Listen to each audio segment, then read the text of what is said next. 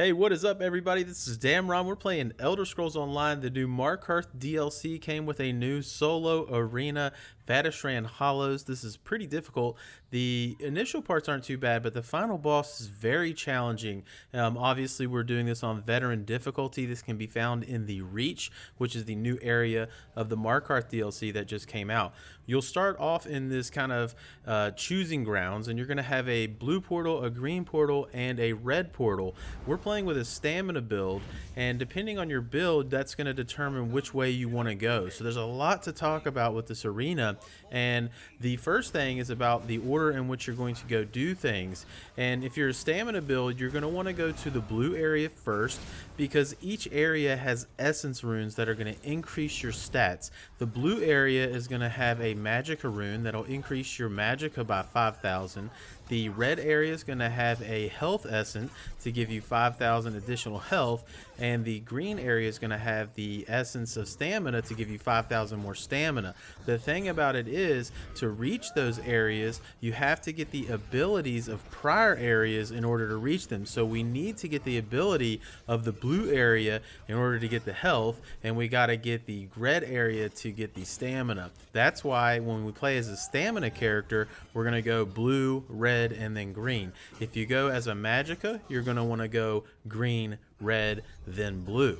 And we'll talk about that as we get the essence. So we're not going to get an essence in the blue area because we're a stamina character. And if you've seen any of my videos, we will fast forward through the ads. Okay, so I'll talk about boss strategies. Right there on the map, I was showing you a way that you would go if you were playing Magicka character. That path down there to the left is where you're going to pick up the Magicka essence. Again, that's going to give you 5,000 additional Magicka. As you're progressing through these ads, we will talk about things because there's a lot going on this arena, and I'll try to cover everything in detail as always, and hopefully I'll be able to help you guys through this. Mainly what we're going to be focusing on is the boss mechanics as we're progressing forward. So even if you're not playing a stamina build, you can use this to just look at the boss mechanics.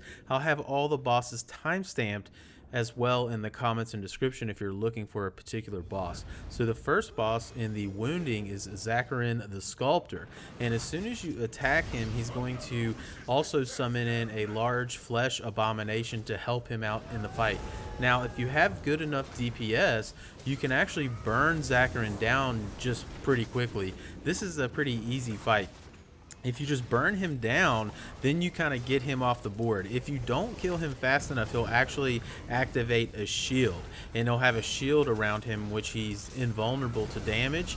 And what you'll have to do, as you saw that flesh abomination just smash down there, you have to get him to smash on Zakuryn to get rid of that shield. Now, ideally, you can just get rid of him and then you've got a flesh abomination to deal with, and then it's really not too bad. All you got to do is roll away from his heavy attacks and kind of avoid the lightning that's going on the ground.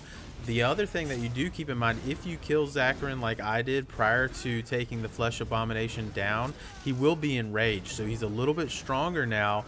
The game actually wants you to take both of them down at the same time. So if you are, like I said, if your DPS is a little bit slower, that's okay. Zakuryn is really only going to shoot projectiles out of his staff, and they don't really do that much damage. The damage really is coming from the flesh abomination. Also, as I've mentioned in all of my veteran guides, turn your AoEs to bright pink so that you can see them in these arenas, especially in areas that are red, blue. It just makes it way easier to see, and you know exactly where the damage is coming from and what you got to do to get out of the way. So that's really it for this boss. Again, just kind of roll dodge, stay out of the lightning if you need to. Obviously, you've got all of the similar power-ups that are available to you in Maelstrom Arena, so we'll go over those just briefly. You're going to have the axe, which will give you stronger damage output. The shield is going to have better defense. It's also going to reflect projectiles. And then you also have the chalice that gives you better health and stamina regeneration. And then there's kind of a haste icon that just makes you move really fast. It also increases your recovery. So after you finish that, and again, those power-ups are going to be available to you at all boss fights. Okay, so after you finish that first boss fight, you're going to get your first power of this arena, and that's going to be able to use these blue portals. Don't worry about any of the ads in here. You just need to, you know, go through it and synergize those kind of blue balls as you're heading to this chain. As soon as you activate that chain, then it's automatically going to bring you back to the portal where you started, and it's going to open up the path for you going forward. So we're going to speed it up again as we're moving through the ads, and that's the power up that I was talking about. So now we have the ability to use blue portals, which as a stamina build, we want to get that first so that we can use the portals in the other areas of the arena to get the health upgrade and then the stamina upgrade. So that's why we're doing this portal first. And if you wonder, you know, well, could I just come back to an area after I get the power up? Could I get everything? Could I have 5k of everything? The answer is no. Once you finish an area, you can't go back to it. In fact, once you choose an area, once you choose to go to the wounding grounds, the other two portals are going to be closed until you finish it, and then when you finish it, the wounding grounds is thus closed forever. So there is a reason that I'm telling you that. You can't just go to all of them and kind of do everything. So keep that in mind. And again, this power here, we're going to move this behemoth out of the way. And also about these dungeons, you theoretically could not fight any of these ads if you wanted to. You could just kind of run past everything and run to the bosses. You don't actually have to fight a lot of the ads.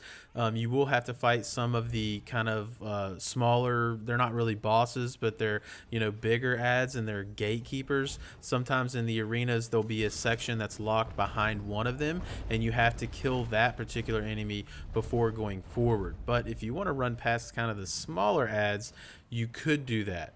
But anyway, those, again, portal areas, just open them up. Don't worry about any of the ads in there because you just run past them. In fact, if you try to fight those ads, you probably won't have enough of that energy to make it to the chain. Now, moving up here, just look to the right.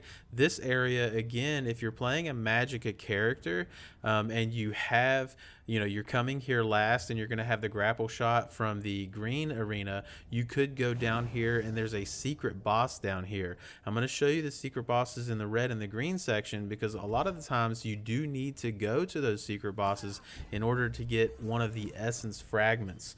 Okay, you get the 5,000 from the essence, and then after you get the essence, and this is going to make a little bit more sense when we get to the next arena, okay, but once you pick up the essence, then 5 you know, essence fragments are scattered around. You can actually get 5,000 more, so we're going to get 10,000 extra stamina and 10,000 extra health. So the final boss of the wounding is Iozuzzunth. I don't know if I'm saying that right, but I tried, and he's going to be in this area here, okay, and this is not a tough fight as long as you know the mechanics and you kind of approach the mechanics. There's no rush to this, okay? So that gate right there, the entrance, keep in mind of where that is because that's where those blue portals for that new power that we got are going to spawn, and that's how we're going to get up top to take out the watchers that kind of shoot lasers down at us. Theoretically, if you have a good shield and a good DPS, you could just ignore everything and burn him because he doesn't move. He just stands right here in the middle, okay? He does have very heavy melee attacks, so if you are a melee character, keep in mind of that. And then also his charge ability that you saw him doing right there, which you can interrupt, but we're not going to a lot of the times because we're going to use the damage that he shoots out of that to take out these eyes that spawn on the outer part of this arena, okay? And when he slams it on the ground, you saw that kind of blue wave flame kind of go along the ground there. It goes straight in front of wherever he's facing. So what you do is you just kind of damage him down a little bit, and eventually one of these eyes is going to spawn, and there's 4 different ones, but they're basically, this one vulnerability is going to make you take more damage. If you stand directly behind it or directly in front of it, when he does that power attack, that blue wave will almost kill him. It does like 60-70% of damage. It'll put him in execute. So if he hits him with that, you can just finish him off. Now, this blue portal back here is going to spawn in every once in a while, and you're going to be able to come up here and take out the watchers that are up here just sniping at you from a distance, right? You know, when there's a lot of them, it can be pretty annoying. Now, when you're up here, if they do that big AoE that you saw, I got lucky there. It didn't knock me off. Most of the time, that'll knock you off, and you can't just come up here whenever you want, okay? Once you go up there, it's going to take about 20 seconds or so for that portal to respawn. So keep that in mind. Now, anytime I see these eyes up, I like to just get them off the board. I don't like any negative stats. So I'm just going to stand right behind it, and as soon as, boom, you see that wave of energy, it's going to wipe him out. And Iozuzzunth himself isn't really going to be able to do that much damage to you from a distance, because that particular attack is easily avoidable. So really, you're only going to be taking a lot of damage when you're up close and just going toe-to-toe with him like I am right here. And the other damage is really going to come from the projectile shot that he shoots. Right there, you saw that. But it doesn't really do that much damage. You can easily mitigate that with vigor or any other type of heals you have going on.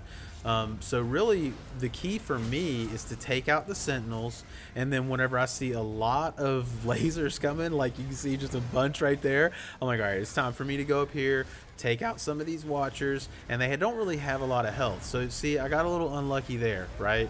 Well, I didn't get unlucky, I just played bad, I guess, but they knocked me off, so I didn't really get to take out that many. So when that happened, I'm like, well, I better just go ahead and pick up some power-ups.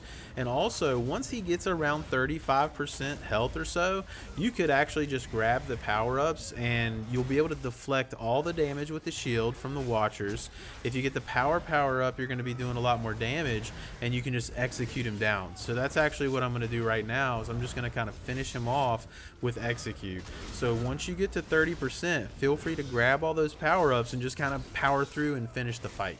Alright, so it can be a little bit daunting at first. This fight's a little bit challenging, but I think once you understand everything that's going on, it's a little less scary. Like, it seems like a lot of damage is coming at you, but a lot of the things that are going to hit you actually don't do that much damage.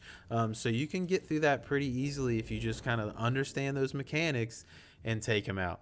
So now, after you finish that, you're going to portal back to the choosing grounds, and you would notice that the blue portal will now be closed, and you can now go see, so you can't go back there. All right, so keep that in mind. So now we're either going to be going to red or green, but as a stamina build, we're going to go to the Brimstone Den next, and we're going to part 2 of this arena. Alright, so let's get through the portal and we will be on to the Brimstone Den, and you'll be notified that the monsters are now more powerful. As you progress into the second and third areas, the ads are more powerful than in the first area, but it doesn't really affect the bosses, so don't worry about that. It's really just the monsters that are kind of in the arena itself. So this area is all about fire and lava, which is pretty cool, so it's going to be pretty red. But this area is actually not too bad. I actually find the bosses in the Brimstone Den to be the easiest of the 3, so that's good. So we're going to clean up these ads in this first section, and across the lava there you can actually see a wounding portal. Again, that is why we did the wounding section first, because now we can actually go over there and we're going to be able to grab the health essence. All right, so this is our first essence, and the way this is going to work, we're just going to head over there. The lava is not going to instantly kill you, so don't worry about that, but you can jump to the rocks if you need to. But you can just head on over there, and we're going to activate that portal, and it's going to take us to another wounding portal section, similar to the wounding area of this arena, and we're going to have to kind of progress through the section as fast as we can and synergize the blue auras that are there to amplify the signal of the wounding portal. So right here, we're going to activate this or synergize it, and we're just going to progress across this lava pool. You obviously want to go to these rocks that are in the lava, because you won't be able to run all the way across the lava without dying yet, at least. But let's go ahead and activate those. You can kind of hang out on these rocks and heal for a minute before you kind of progress. You have plenty of time, so don't worry too much. Just kind of, as long as you're synergizing those along the way, eventually you're going to come to the essence of fortitude. As soon as you grab that, it's going to take you back to the wounding portal, which is going to disappear, and now you have 5,000 extra health. And on top of that, we have the ability to find the essence fragments that are scattered throughout the Brimstone Den, and there's 5 of those, and those are going to give you 1,000 additional health per the one you find. So given that there's 5, along with the essence of fortitude, you can actually get 10,000 extra health from collecting all these. So it's pretty important, and this is what they look like. This is the first one right here on the right, and they're random. Okay, yours may not be right here. They're randomly scattered throughout the den, so you really, you know, there are some maps, you can just Google it. Some people have placed like all the known found locations, but they're not hard to find. As long as you kind of keep your eye open and look to your surroundings, you should be able to find them pretty easily. So as we're progressing around, just kind of keep an eye out for them. Generally, they're going to be in the lava, kind of on the edge of the map. You'll see the ones that I find as we kind of move forward, but really, you know, they're hard to miss. If you're just keeping an eye out and you're being careful, you should find them, you know, no problem. So once we kind of kill this Brimstone Warden, we're actually ready to head to the first boss of the Brimstone Den, which is the Magma Queen. She's not too bad, all right, as long as you kind of know the mechanics and understand the easy things about it. Her particular attacks aren't really what you need to worry about. What's going to get you in trouble is allowing the ads and all the environmental aspects of this fight to become too numerous for you to handle. So she particularly doesn't too much, right? She's going to kind of hit you with a little flame attack there, her just basically shooting a flame projectile. She'll obviously create some fire circles on the ground. Those are pretty easy to get out of, and then she shoots a flame shot directly in front of her. Later on in the fight, she'll create these flame waves that go across the map. Okay, that's basically all she does, and we don't really need to worry too much about her.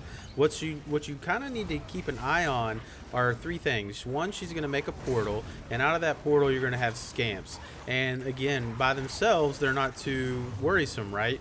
But if you let them build up on top of the Iron Atronach, as well as the Dremora that's going to come in a little bit later, then it can become a lot. All right, now one thing is when you kill the Iron Atronach, there's a special kind of synergy that it leaves behind, and you'll have to throw that at these little volcanic eruptions that the Magma Queen makes when she teleports. All right, I just did one a second ago, but I'll point it out again. So you can actually see that flaming ball there where that Iron Atronach died. But you can see I'm not really paying her too much attention right now. I'm like, okay, I got some ads. I'm just going to take care of them. Now, if you have super crazy DPS, technically you could just burn her down and potentially avoid all this. But it's safer to take your time and go ahead and clean things up. So she teleported right there. So now you can see underneath her is a volcano that's shooting fire shots at us. Now, when I take out this Iron Atronach, he's going to leave a little flame rock behind that I can throw over to that. And what it's going to do, it's going to eliminate the volcano, and it's also going to stun the Magma Queen for a few seconds. Now, if there are more than one of those volcanoes on the board, she won't be stunned, okay? She only gets stunned if all of those little volcanic eruptions are gone and when you hit the last one. So it's sort of similar to what I was saying earlier, is if you let everything in this fight kind of just build up and don't take care of things as they spawn, that's how this fight can become more challenging. But it's not too bad if we stay on top of it and we just clean up things as they come. Now, one thing to point out as we're throwing another rock at this volcano here, you can't just synergize that and the game will automatically throw the rock towards the volcano. You do actually need to aim where you want that rock to be thrown. So keep that in mind. So once we've gotten under this 50% mark, now you're starting to see these flame waves kind of traverse the area of land where we're fighting her on. You can either just pick up the shield and some of the power-ups and just kind of eliminate that damage altogether, but it doesn't really do that much damage anyway. But similar to the dragon fight in the previous area, once I get her into execute, I like to just grab the power-ups and then I can just ignore everything and finish her off with execute. See, I've got the health regeneration, I've got the shield, and I've got the extra damage, so boom, she can just get cleaned up basically immediately, and I don't have to worry about the later end of that fight where things start to get a little hectic. So that fight, as I mentioned, the key to that fight is kind of taking care of everything as they spawn. And when we finish her off, now we have the ability to get the Brimstone Orb, which is our second ability in this arena, and this is going to allow us to walk in lava for a short period of time without taking damage. So you can see I got another fragment there, so now I've got two, so I've got 7,000 total extra health. And what I'm doing right now and what I'm going to recommend you do is just kind of look around as you're progressing through the rest of the den. Like I said, you know, right there in front of you, they're kind of hard to miss. You don't really need like a guide to show you all of the locations. You'll obviously see the ones that I pick up, but keep in mind it could be random, right? It's going to be in a different location for you. But I've noticed they're always kind of at the edge of the arena. They're always behind a rock or behind something. So just kind of keep an eye out and make sure you grab them as you're progressing through this dungeon, so that we have the maximum amount of health that we can have, and we're going to get the max amount of stamina that we can have for the final fight, which we're going to need that for, trust me. So just keep activating our new Brimstone Orb ability, which would have been awesome to have in Bloodroot Forge, right? We could have gotten the gotten through all that lava with no problem if we had this orb. Where was this? So let's activate this, and we're going to be coming up to an area where you can either go left or you can go right, okay? And so you just want to kind of kill all the ads on these platforms. And we are going to go left because that's where the secret boss is. But the reason I'm going to show you that, again, this is optional. You don't have to go over here. But the reason that we like to go over here on a Stam build is because a lot of the time those health fragments are actually over there, and some of the health fragments can actually be in this side boss arena itself, which is right there, okay, to the left. So we're going to go up there, and we're the only reason we're really going up there, again, you can get an extra chest, but who cares about that? We can go up there and get an extra essence of health. So as we kind of make our way, again, check behind all of these rocks as you're kind of moving up into this area. That's where they're going to be. So right now, if you see on the bottom of my screen where it shows all my stats, I have 3, and I'm going to pick up, boom, now I have 4. So I know there's one more to find, and it could be in the side bosses area. It may not be, but it could be. So that's why I'm going to show you this side boss, and I'm going to show you, you know, the optional boss, I should say. But the optional bosses in this arena are extraordinarily easy. You know, they're not even really bosses. They are, but they're so easy compared to everything else. It's just like a bigger ad almost. But you have to have the abilities from previous arenas to be able to access them. So you can see right there, you know, behind me as I'm taking out, you know, this Brimstone Caretaker, there's a wounding portal. So if you hadn't done the wounding portal or the wounding section, the blue section, prior to coming here, you wouldn't be able to access this optional boss, which again, there's no harm in that. The only harm is that you potentially may not have access to an extra health essence, okay? That's really the only difference. You know, even going back here, there may not be one. Okay, so the way we're going to get back there is we're going to activate that Brimstone Orb, then we're going to walk over to this portal, we'll activate the wounding portal, and it's going to take us to this little pathway where we can walk up to, and we're going to see a small lever that surprisingly is, you know, I had trouble finding it the first time I played this arena. I was like, where's the lever? But there it is. So go ahead and flip that, and now it'll teleport you back down to the wounding portal. We can access the Brimstone Orb again, and these little, you know, archways that previously were blocked by the flame that you could not pass are now open to walk through. And once you walk through here, now we're into the Mynar Metron. Again, I don't know if I'm saying that right, but he's essentially sort of like a smaller boss of Bloodroot Forge. He's like the little guy that comes out at the very end of the final boss. But he's very easy. You can activate the Brimstone Orb, and you could actually get, you know, stand into the lava and protect yourself from all the stuff he's shooting on the land. Keep in mind though, while the Brimstone Orb does protect you from the lava, it doesn't protect you from the fire damage that he spews out. Okay, so he's going to shoot, as you can see, these kind of flames that kind of traverse that whole land area. You could mitigate that again by activating the orb and just going out into the lava. Now his more directed attack, what he's doing right here, he's going to kind of shoot these lava balls out of his mouth, and those will actually be targeted to wherever you're standing. So if you're in the lava, those are still going to come after you in the lava, or basically anywhere that you are. But I like, again, just keep activating that Brimstone Orb, and you can come out here and just keep damaging him. He'll also turn this kind of bright lava color that you can see right here, and he'll start throwing lava in front of him, so you can see him doing that right there. But all of this damage is very minimal compared to everything else in the arena, so if you're coming in here and you're able to beat this, this is going to be no problem for you. Okay, you're going to have no issue with these side bosses. Again, these are just an extra chest, and sometimes an extra essence fragment will be in here, so we're going to kill him. The only thing that I'll mention is that make sure that there isn't an essence fragment in here. Once you leave here, you cannot get back. Those brimstone orbs that helped you get to this location are no longer going to be there. Okay, so once you go back to that center platform where we went up left, and now we're going to go right, so we've gone back here again, you're not going to be able to go back to the left again.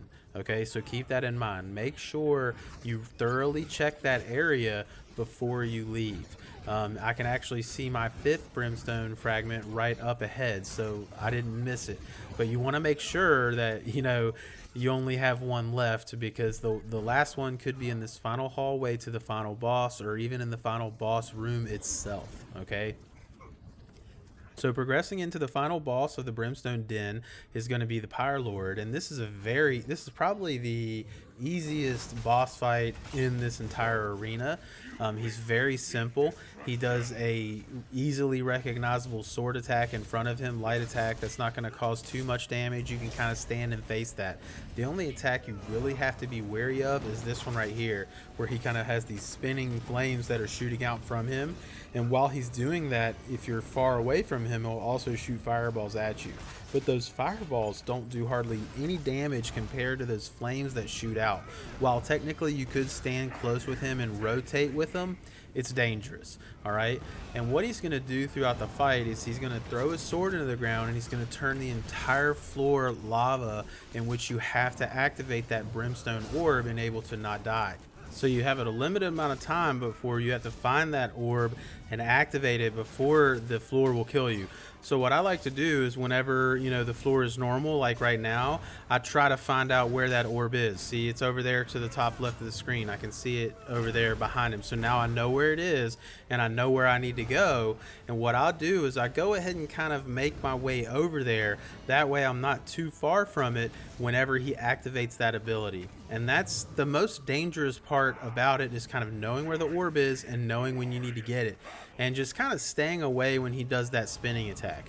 The other attack he'll do that you saw him do there is he'll just blow fire out of his mouth.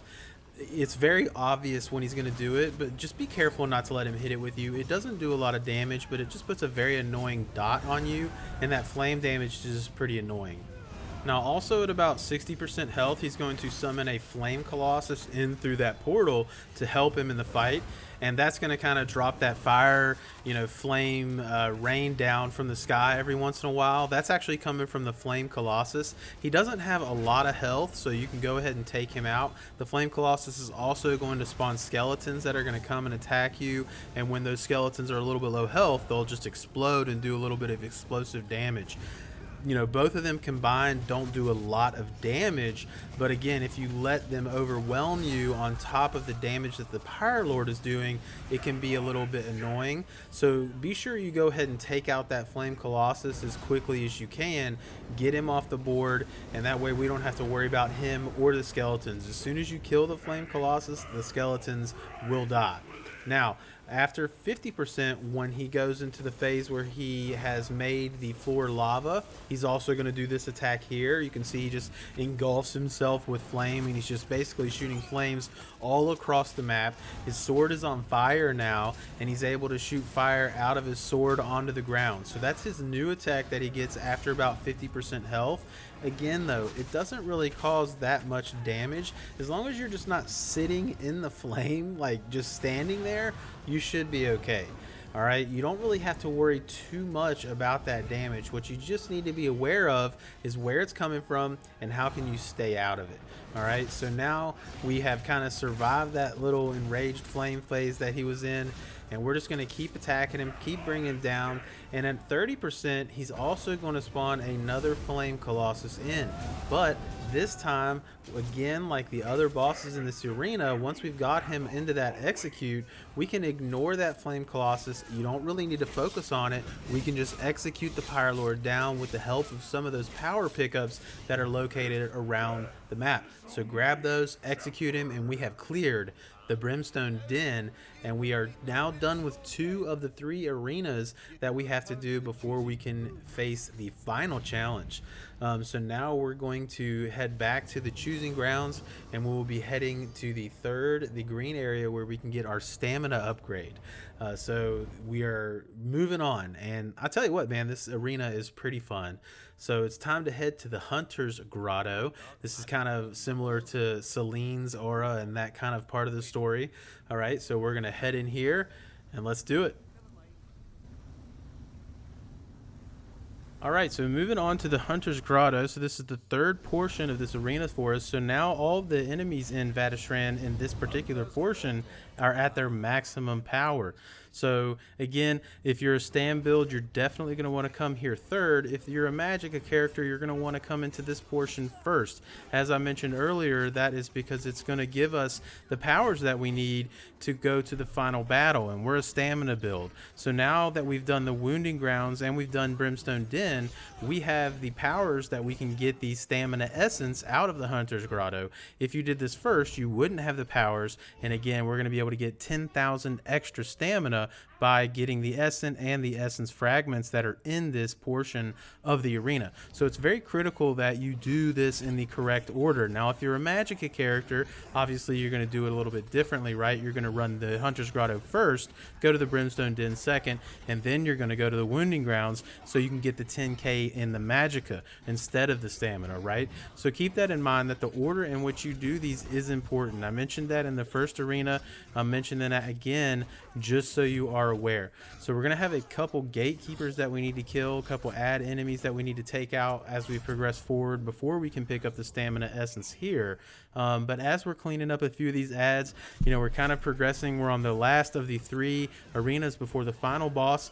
I always try to make my guides good, and I hope you all find them helpful. So just toss a mention in here, guys, if you like my stuff. As always, feel free to like and subscribe. I appreciate it if you find this helpful. It's helpful for our community if you get involved in the comments, help other people out, and just engage with the community. That's honestly the best part about my channel, is everybody that has helped it grow and make it what it is today.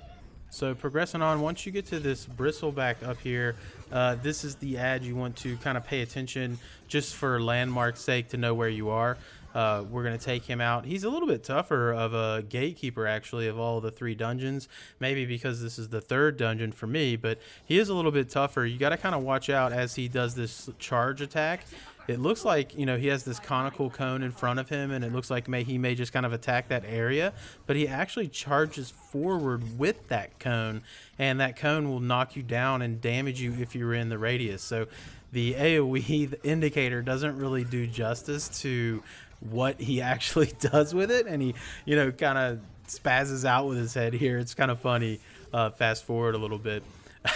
But anyway, we're going to clean him up. And before we head through the gate, so to speak, that he's keeping, we're going to look over to the right. So again, just that bristleback as reference. If you don't, you know, before you go through there and head up to the first boss, if you look on the map to the right, you can see this path, and that path is covered by lava. So you can see we have to have done Brimstone Den in order to get down here. And if you come down here, there's a brimstone orb. So we're going to go ahead and smash that. And then if you actually walk into this lava, it's a path that leads all the way back, and there'll be a second brimstone orb on this, you know, kind of broken down portion of rock here. So we can jump up here and recharge our brimstone, and then we'll take this path all the way to the end, and we're going to get our essence of stamina, and that's instantly going to give us 5,000 extra stamina on a Stam Nightblade build. That is huge. That's a bunch of extra DPS, as well as some extra roll dodge power and vigor, because vigor is very expensive and we don't have very many ways to heal. So we're going to go ahead and absorb that. For some reason, it was like, why is it not giving me the absorb indication? But anyway, once you absorb that, we're ready to go. And now that you have collected that, remember those essence fragments will now be scattered throughout the map, and some will actually be on the path, or can be on the path where we are coming from. So keep in mind that it is random, and that these essence fragments can be located in several different locations. There are 5 of them, and you'll see where I pick up mine. There's, you can Google it again, just as the health essence fragments, but there's several known locations that they can be. But again, they're very easy to find. Before you head to the right, check behind these trees though. There is sometimes one there, but they're very easy to spot. They're very bright green. They're not difficult to find, so just keep an eye out and you should find them. So that brings us to the first boss in the Hunter's Grotto, and it's going to be the Shade of the Hunter's Grotto, and it's actually 3 different Lurcher type enemies that are going to be controlled by, Celine's Blessing. And it's going to start when you attack the Spriggans that are in the middle, and you're going to have the Blessing, which is this, yellow aura around your head. The yellow aura around the Lurcher's feet is also important, as later on, more than one Lurcher is going to be up, and you can only do damage to the Lurcher who has that yellow glow around its feet. So knowing that indication of itself is pretty important a little bit later on. Another thing that's going to happen as you're fighting these Lurchers, right? The first one that spawns is Maebroogha, but they all have different attacks. But sometimes you're going to have these Spriggans, and they're going to chain you, as you just saw there, and you're going to get an indication. Prevent the blessing from being reclaimed. All right, if you wait too long, then they will actually take that yellow blessing on your head away, and you won't be able to do damage to anything until you kill one of the Spriggans, and they take a little bit of time to kill. The only thing that you have to do to get rid of that chain, to prevent them from taking the blessing, is bash the Spriggan that is linked to you. It's pretty simple. The third Lurcher, Zakuryn, that's sort of like the water Lurcher, right? His AoE is going to cover almost the entire arena, so just block whenever that comes up. Another thing that's going to be happening during this fight is the dire wolves that are going to be coming in. Okay, the dire wolves will come in, but they don't have much health. It's best to just let your AoEs take care of them as you're attacking the Lurchers. They're really no sense. See, so here you go, these Spriggans trying to take it, so I just need to run over there and interrupt it. For that reason, it's kind of important that you maintain stamina, because sometimes you're going to have to sprint all the way across to the other side of this little area in order to bash the Spriggan that is chaining you. So once you get to this point, and all of the Lurchers have shared health, so it's not like you kill one and there's still 2 left. Once you finish the entire health pool, you've won, because you're actually fighting like the Shade of Hunter's Grotto, which is actually that essence that is spreading between the Lurchers. So you can see that I'm just fighting the one that has the yellow aura under its feet. Putting any damage on the other Lurcher is simply a waste of time. So keep that in mind. And again, the AoE indicators are pretty critical for this map, right? The fire Lurcher is going to be kind of shooting these flames across the ground, as well as stomping his feet, and that's going to bring some fire around him. The water Lurcher not only covers that entire map with that AoE, but will also stomp his foot and create a conical attack in front of him. And then Rahdgarak will shoot these bark-like things out. And so you got to keep an eye out for all of those things. And just like, some of the previous bosses, once you kind of hit around that 30%, 25%, just go ahead and grab some of the power-ups that are scattered throughout the little, the area of the fight, and then you can get into execute, okay? Look how effective that pink AoE is that I've told you guys about several times in several videos. Be sure you activate that. It's going to be very helpful in this fight, because there's going to be a lot of damage coming from different places while you're focused, say, on a different area, because you're focused on the aura that you can damage, or the Lurcher that you can actually damage. So here we go. We're going to go ahead and finish this fight off. We're going to execute this Lurcher down. This fight's not really too bad. I got a little unlucky here. I wasn't maintaining my stamina very well, so I kind of got stuck in this situation where I was like, oh man, I'm running really slow, so I'm about to get attacked by all these dire wolves. So I ended up kind of running and just grabbing all of the power-ups and kind of executing the final Lurcher down. I believe I almost died. Yeah, I almost died right here. But you see, it can get a little bit hectic, but like I said, this one's not too bad if you maintain your stamina. I kind of fell off the wagon a little bit when I almost died there, but again, just get that execute and we'll be moving on. Death only continues the great cycle. Well, that fight looked a bit thorny. Get it? A it. So once you've killed those lurchers, now you have the ability of the Hunter's Grotto, which is the grapple. And the grapple is going to allow us to traverse further areas in this dungeon. And if you look at your map, kind of going to the right is going to lead us to the final boss. But straight ahead of us, or the left-hand path, is going to be another path that leads around to the optional boss. Again, that boss is completely optional, but sometimes there is essence back there, and you actually have to kill that boss to get to the essence. So I'm going to go ahead and show you that boss and show you how to get there. You're just going to kind of take this path around, and you're going to grapple up there, and then you have to hit this brimstone, and you're going to travel along this kind of lava path. Now keep an eye out, because in this path some of your stamina essence can be back here too. So we want to keep looking around and make sure we're keeping an eye out for any essence that can help us have more stamina for the final battle. Now, at the very back of this arena is where the essence would be if it is in here while you're fighting Leptfire Keeper, and you can't access that final platform back there until you kill him. So just briefly going over this optional boss battle, it's kind of a pain because he just jumps from platform to platform, and you're going to have to, you know, grapple to where he is. When you grapple to where he is, he's often going to be shooting a conical attack right in front of him that will stun you. So a lot of the times when I grapple to the platform where he is, I'll block and or dodge roll. So you see, that's what I did there, and I was able to dodge his attack. And then what he's going to do is he's just going to kind of do a little circle and spray flames on the ground, little flame AoEs. You just need to stay out of those circles. So you see right there, he's going to spray that attack. And that's really all there is to the Leptfire Keeper.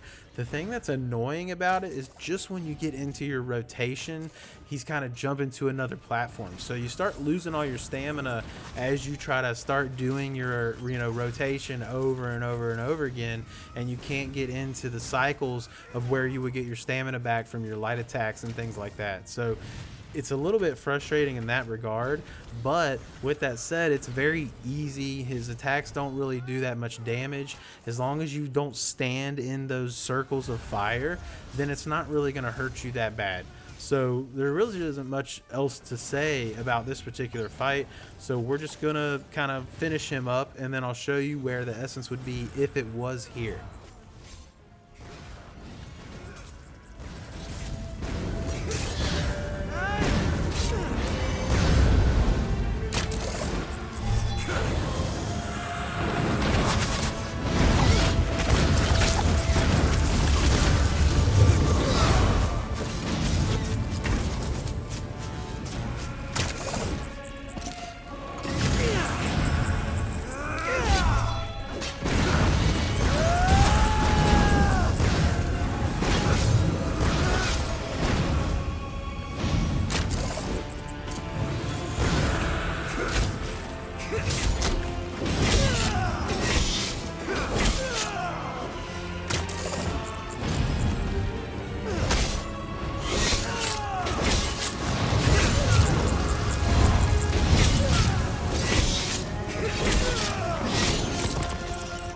So just to reiterate, the optional bosses are completely optional, right? You don't even have to come back here if you don't want to. And even if there is an essence back here and you don't want to get it, you don't have to come back here. But I highly recommend it on Veteran. That extra 1,000 is awesome. So back where the chest spawns, sometimes the essence can be back there. So you may actually have to go back there and fight him if you want to get the maximum 10,000 stamina, as well as we're going to have now a faster grapple hook. So heading back to where we fought the lurchers, now we're going to head to the right hand side, and we're just going to follow this path around. We have another, you know, gatekeeper here, this ogre who hits pretty hard actually, but just kill the wolves that are with him and then take your time and clean him up, and we're just going to progress on. There's really not much else to this dungeon. We're just going to be moving along some platforms with our newly acquired grapple gun and make our way to the final boss of the Hunter's Grotto. And he's a pretty tough boss in the sense that, you know, you have to take your time with him. It's a long fight. A thing about these grapple hooks, you don't actually have to, shoot as fast as I'm shooting there. You can, if you don't shoot while you're midair, that's fine. You'll land on those little platforms that are below me. So if you just shoot to one and then wait till you fall on a platform, you can look to the other and shoot to that one. There's no speed there that you actually have to do. But just keep in mind, as you're progressing through, you can see here I'm looking around these rocks. You want to just look on the back side of the rocks. If the essence fragments, that's where they're going to be. They're going to be on the edges of these rooms, behind a rock or somewhere. They're not going to be like right in front of you, right? All right, so this Chudan gatekeeper is really the final gatekeeper that we have in the arena. So I hope you guys have been making it, right? We just have the final boss of the Hunter's Grotto and then the final boss of the arena itself, which is very challenging. So we are ready, though. I think there's one more stamina essence that we need to get, and we're moving on. So don't worry if you've gotten this far and you have 4 stamina essence as well. There is one like right on the grapple path going up to the final boss in this area, and that's actually the one that I needed as well. I was thinking, man, I still haven't got the 5th one, but there's one right up here. This is why I was pausing. I was like, man, should I go back? Am I missing one? And then I grappled up here and I was like, oh sweet, okay. So once you grapple up to the top here, we're going to be fighting the final boss of Hunter's Grotto. And Rahdgarak is not difficult, but it's a kind of a long battle, because I'm going to show you a very safe way to do this battle, but it's kind of lengthy, and you need to know, right, there's 2 blue platforms that are diagonal from each other and 2 red platforms that are diagonal from each other. You have the 4 grapple posts, and right next to the grapple posts are these ghost-like enemies kind of kneeling down, and they're going to come into play a little bit later on. And what you need to know is eventually he's going to be either red or blue, and the only way that you can do damage to him is if you have him on the platform color opposite of the color that he is. Alright, so let's talk about his attacks, because those aren't really going to change much. He's going to do a couple things. He's either going to charge, that you saw earlier, and this charged like swing down, that's really the main attack that you need to worry about. If he hits you with that, that can basically one-shot you if you're not like a tank build, right? His just, regular swing that he's doing right here, you can eat that. That's not going to do too much damage. And then his charge attack is also not going to... So right there, when he swings like that, when he starts charging up, I always roll dodge, because the distance and range of that attack will kind of surprise you. Sometimes you'll be really far away from him and it'll still hit you and you'll be like, dang it, and it kills you, right? So I always roll dodge just to mitigate that possibility, because this is a long fight and I don't want to mess with it. Now his other attack that I mentioned is the charge attack. When he charges, you can roll out of the way or just move out of the way. It doesn't do a lot of damage, but it will knock you down. So now we've entered the phase of the fight where he starts to charge himself with color. So he charged himself with a red color, so I have to take him to the blue platform in order to do damage to him. Now whenever he charges, right, whenever he changes colors, whatever platform he's on, he will spawn 2 archer enemies on that platform. So right there, he changed to blue, and I jumped over here, although I didn't mean to. I'm going to jump back because I'm going to show you the really safe way to beat this. It's very efficient, and you should kind of beat it every time. But when he spawns the archers, I always take them out. I don't like any extra damage kind of hitting me in the back as I'm trying to do this fight. So before I head out, like once he changes colors, I go ahead and take out the archers, and then I move on to the next platform to where I can damage him. And that's going to be critical again later, because he's going to add another step into this later where the guys on the diagonal portion are now kind of throwing flames to engulf these platforms in flames and make it to where you can't get on them. And again, I'm going to show you that as we get there. But even when we get to that phase, the first thing I'm going to do when he changes color is take out the archers, and then I'm going to move on to the next platform, and I'm going to take the, do as much damage as I can to him. And the main thing that I'm worrying about, the main thing that I'm getting away from, is that heavy attack that he does. That is the main thing that you need to keep an eye out for. So here he goes. He goes blue. Just again, we're taking out the archers, and then we're going to move to the red platform. Now here in a minute, what he's going to do, as well as the archers, is when he changes, every once in a while, these guys that are knelt down in front of the grapple hooks, they're going to be shooting a flame to the diagonal platform that they're from. Okay, so you see them standing up right here. They're going to start shooting flames, and you have a limited amount of time, about 15, I think 15 or 20 seconds, to grapple around all the platforms. And this is what I do. So just grapple around all the platforms, and when you do that, when you land next to them, it interrupts them. If you don't interrupt them fast enough, the platform that they're shooting flames onto will be completely engulfed in flames for the next phase of the fight until they stand up again, basically, and you will not be able to access that platform. I mean, you could go to it, but it essentially will kill you. All right, so that's a lot of stuff to take in. Now we're going to put it all together. All right, we're going to put it all together right here. All right, so he changes colors. Archers spawn. We're going to focus on taking out the archers. Doesn't matter that those mages are throwing fire, right? We're going to take out the archers first, and then we're going to grapple around all four corners of the arena here and interrupt all of them. And we know that he was blue, so now we're going to grapple back to a red platform, and boom, we're ready to do some damage. Okay, so that's the gist of the rest of the fight. All right, the rest of the fight is not going to change. That's going to be it. You just have to maintain your focus and realize that it's a slow fight because he changes pretty quickly. You're not going to be able to get that much damage in on him at any given time.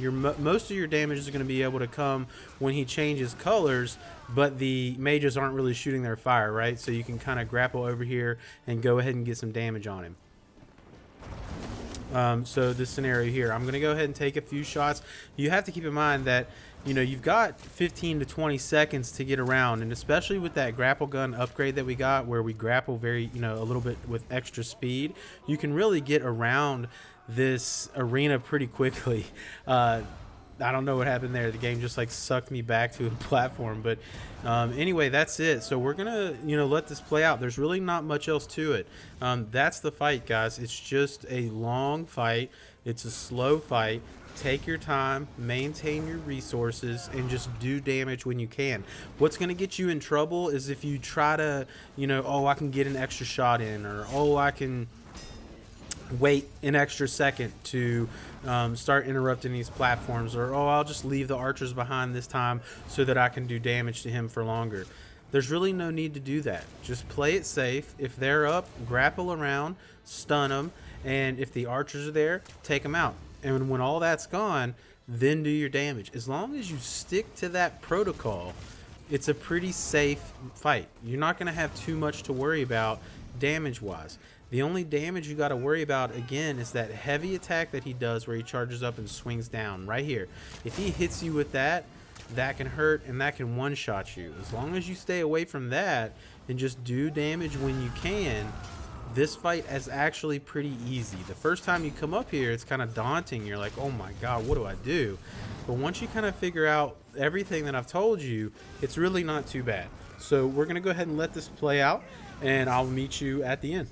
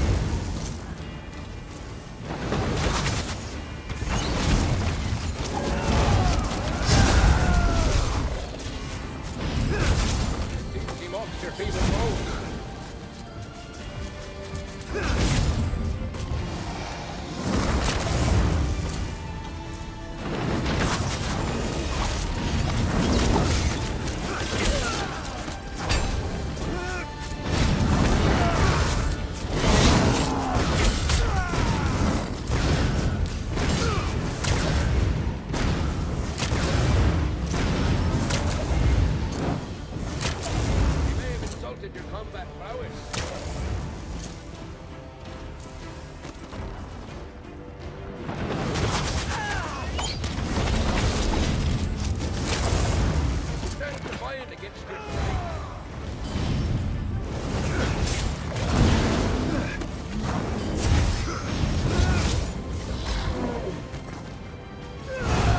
It stands defiant against your stripes.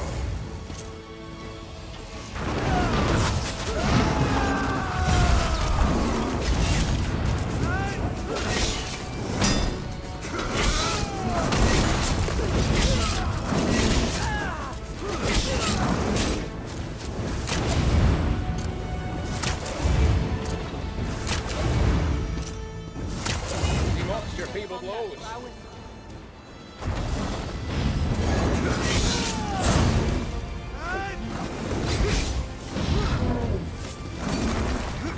You may have insulted your comrade's prowess.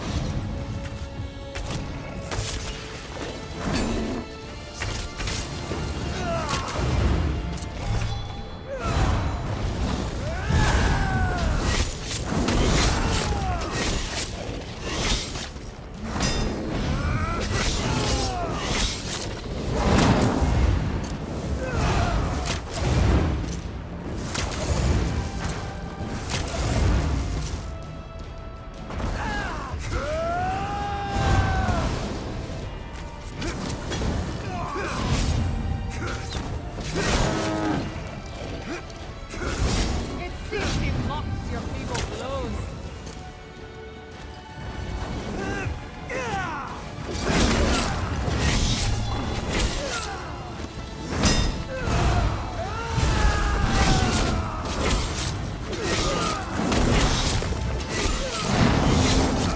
Champion goes down. Go through the portal. What comes next? All right, that is going to wrap it up for Hunter's Grotto. We have finished the 3 different areas, and we are now tasked to go into the Champion's Circle for our final battle of the arena, and this is very challenging. This is a very difficult fight. There's a lot of stuff to cover. I'm going to try to show you everything, and I'm going to show you a pretty sound strategy to hopefully help you guys get through this. This is challenging, okay?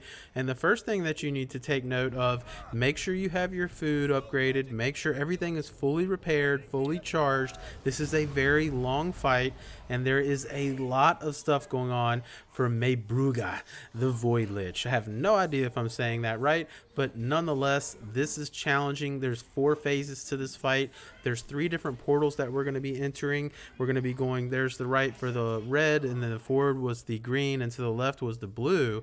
And as we progress this fight, we are going to be entering those areas. So let's talk about this arena, okay? This is going to start off, it's very tough. The first kind of area is pretty easy, or first part of this is not too bad compared to the rest, and the difficulty of this gets worse and worse and worse. Now, around the platform that you're on are these Shade Colossus, and they're kind of chained up.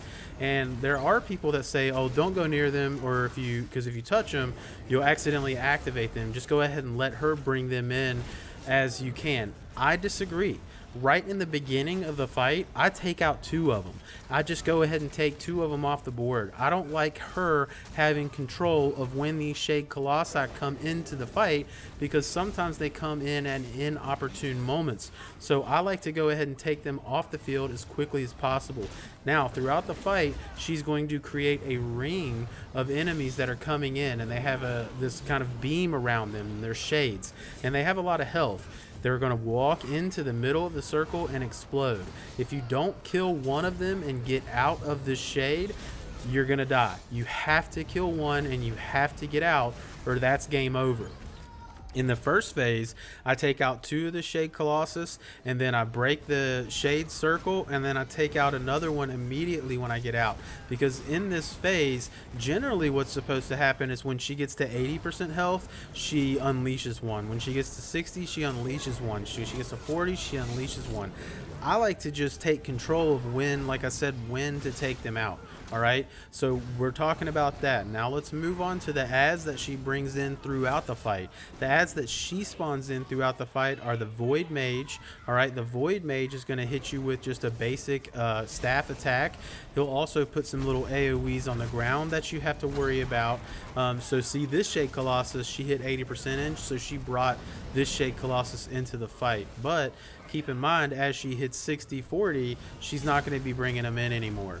And the reason that I like to control when they come in is for this reason right here. Whenever the Shade Circle comes into the fight and you have to take out one of these Shade, sometimes that Colossus is hitting you, and that Colossus melee attack is one of the strongest attacks that you have to avoid.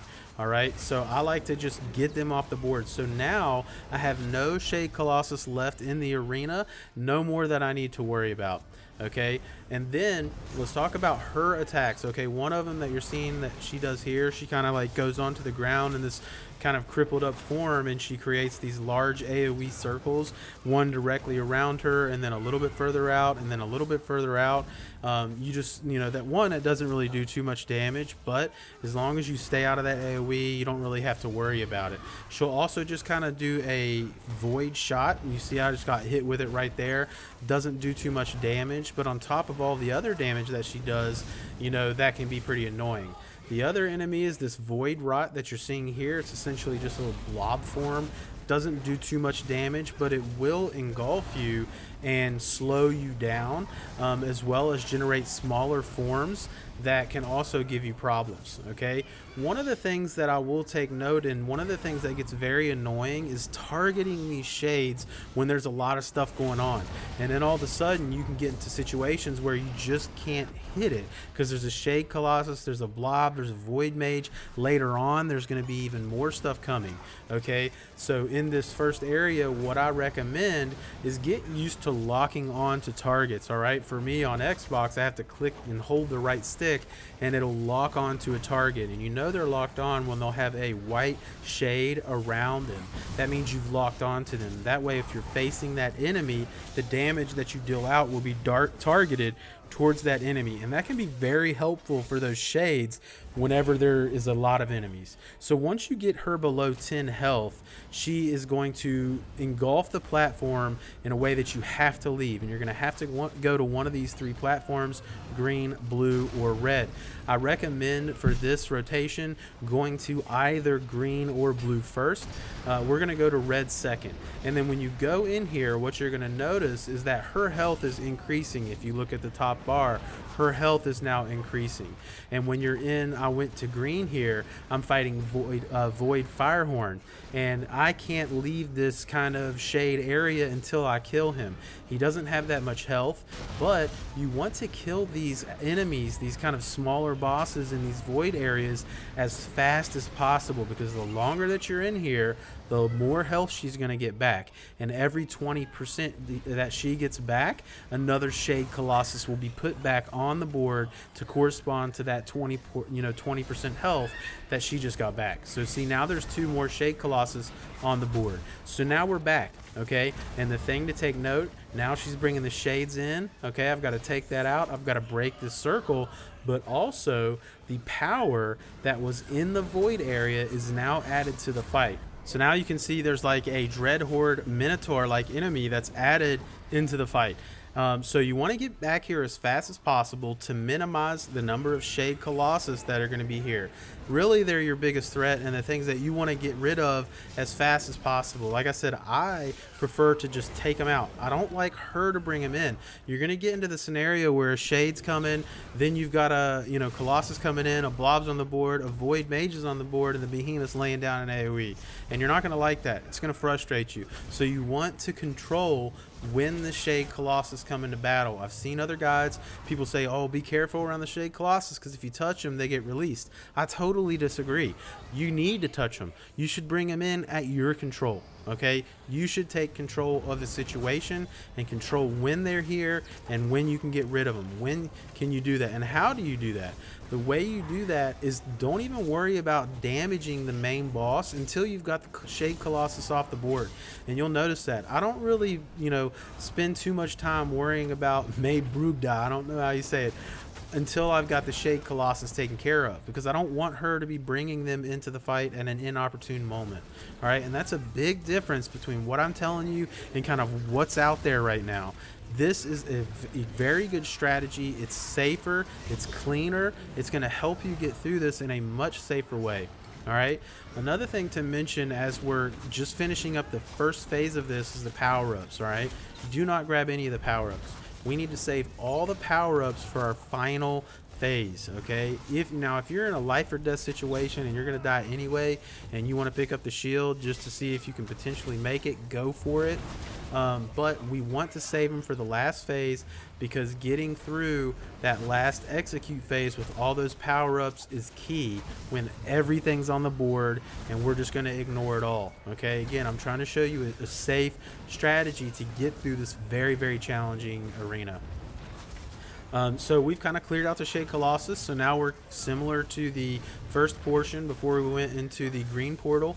So now we're going to go ahead and bring her down, and again, once you get her below 10%, she's going to do the attack again, where she basically encompasses the entire platform you're on with an insta-kill, and you have to leave. Okay, so that's all I'm doing right now, is I'm getting her below 10%. So here she goes, and next I'm gonna go, I started running to the green, I was like, oh my gosh, but I'm gonna go to the red second. Okay, and the reason I go to the red second is because the red portal area generally takes me the longest to get through, and the blue area generally I can get through the fastest. And the reason that that's key is, you know, as I said before, the faster you get through these void portals, the less health that she's gonna have recovered when you get out of it. Okay, and this is where this fight starts to get very challenging, because the flame shifters are going to be on the board, right? You've got the void flame shifters, and they are a nightmare. Okay, the enemy that you need to kill in this area is the void Dremora, and he's not too bad. He's very similar to the Pyrelord that we fought in the den, the Brimstone Den. So he does very similar attacks. He'll shoot the flame forward. He also does the triangular, you know, where he spins in a circle, and that flame will do a lot of damage to you. But again, just like the previous void area, you want to kill him as fast as possible and get back through the portal and minimize the number of Shade Colossus that respawn. And now we are in a very challenging portion of this fight, probably the most challenging. Okay, again, when you get back, generally she spawns a shade as soon as you get back through the portal, so go ahead and expect that. Activate your potions, get max DPS on a shade, get him off the board. At that point, there's probably a void flame shaper as well as a blob and a void mage on the board. Again, look at me, I'm not even focusing on the boss, I'm getting the board cleaned up, and that's what you need to do. Too many people are focused on trying to DPS the boss down and skip these phases, and what you're going to find when you do that is that it's very luck related, it's very challenging, and you're going to die a lot, and you're not going to find it as very, you know, you're not going to find it as efficient as what I'm showing you now. So I'm just spending time, I'm cleaning it up, and I'm not really damaging her too much. And then when I've got the board cleaned up and there's not too much going on, now I can choose to bring a Shade Colossus onto the board and I can take him out. So that's what you're going to see me do here. I'm waiting right now because I know she's about to spawn some shades in, right? That's what I'm waiting for. So I'm going to go ahead and take out this shade, and then I'm going to move on to a Shade Colossus. You know, most people, you would see them just blasting away at the boss right there, and then all of a sudden those two Shade Colossi are going to come at you at the same time, and you're gonna die, right? And that's frustrating. So now I get out of this. I'm like, okay, I've got to get this. And also, I do want to mention the flame shifters. If one of them is up, that's a priority. That flame dot they'll put on you is deadly. And if you have two of them on the board, you can call it over, okay? When you see those guys, take them out. That's your priority. Don't worry about anything else. So it kind of delayed me getting to this Shade Colossus, but still, I'm controlling this, right? Now I'm bringing the Shade Colossus out. I'm going to work him down, and I'm going to take him out. And then I'm going to clean up the ads again. And essentially what I'm showing you is a strategy of damage, you know, reduction. We're getting things off the board and in the way where we can control it. If you let Maebroogha control it, you're going to be in trouble. Trust me. It's a very challenging fight, especially if you're coming to this video and watching how to do it as a Stam Nightblade, because we have resource problems already and we don't really have that many ways to heal. So you need to trust me and mitigate the amount of enemies that are on the board at any given time. All right, so we're going to take out another shade here, and once we take him out, I'm going to kind of scan the area and see what ads are available. You see, I'm not really paying her too much attention. She did drop below 40, so now the Shade Colossus is coming in. It's hard to not damage her at all, you know, when you've got all this other stuff going on. Eventually, you're going to bring her down. But it's okay because I wanted this Shade to come in anyway at this point. This is where we were going to take it out. So we're going to focus him down. You see me break off because there is a flame shifter. As I mentioned, that's priority. If you see them up with their attack and they're hitting you with that flame dot, that's what you got to focus on. You need to go interrupt that. Okay, so I went ahead and I interrupted that.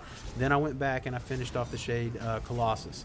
So now we're back in. We've cleaned up all the Shade Colossus and things are going to quiet down a little bit. Now we can breathe. You know, very, very hectic portion of the fight.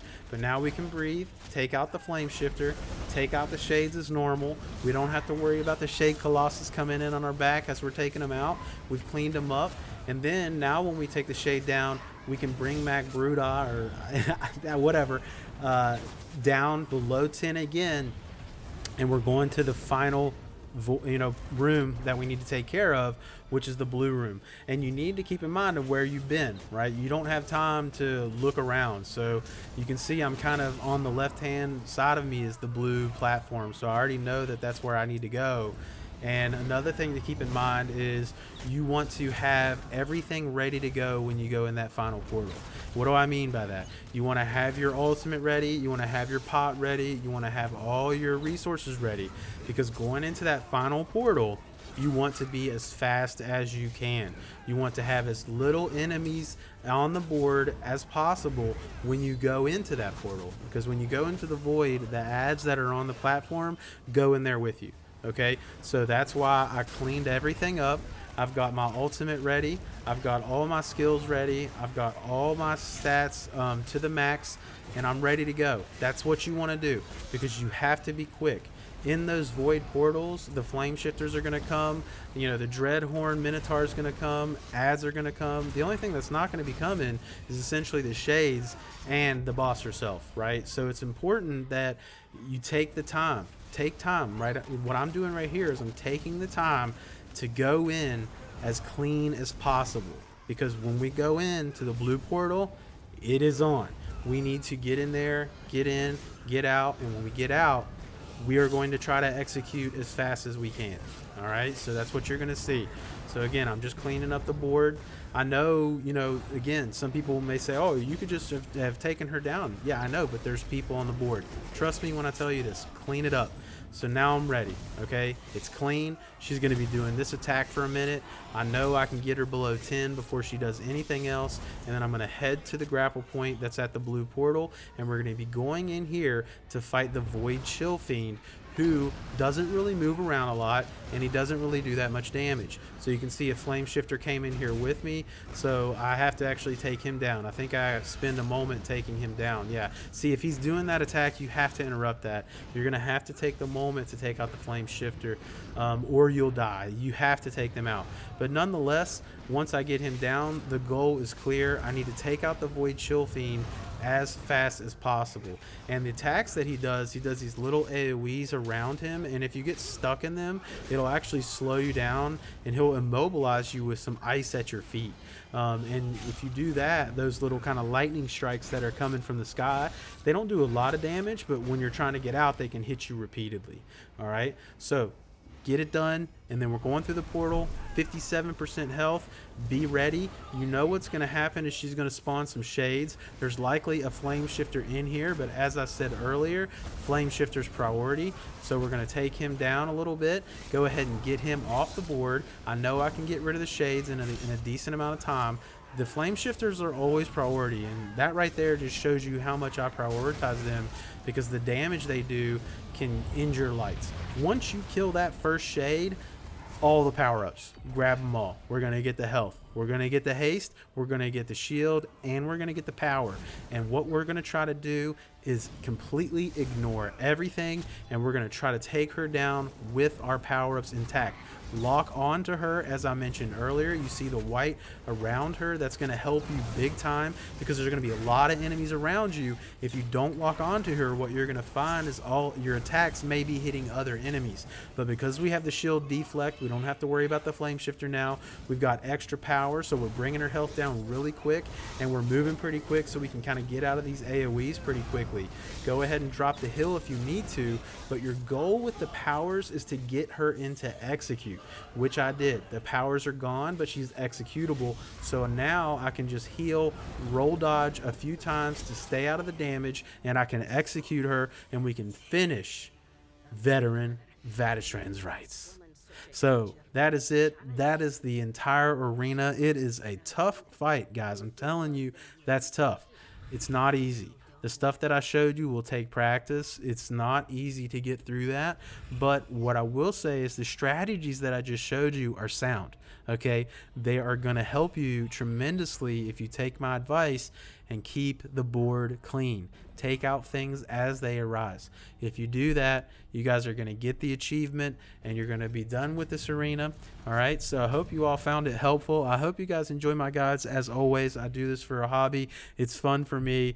I have a blast doing it, and it's been awesome to have the community grow as much as it has. So big thanks to all you all that, you know, come and contribute and participate and comment and like and everything. I appreciate you all for making this channel what it is. I hope you found this helpful. As always, if you like my stuff, feel free to like and subscribe, and hopefully I'll see you around.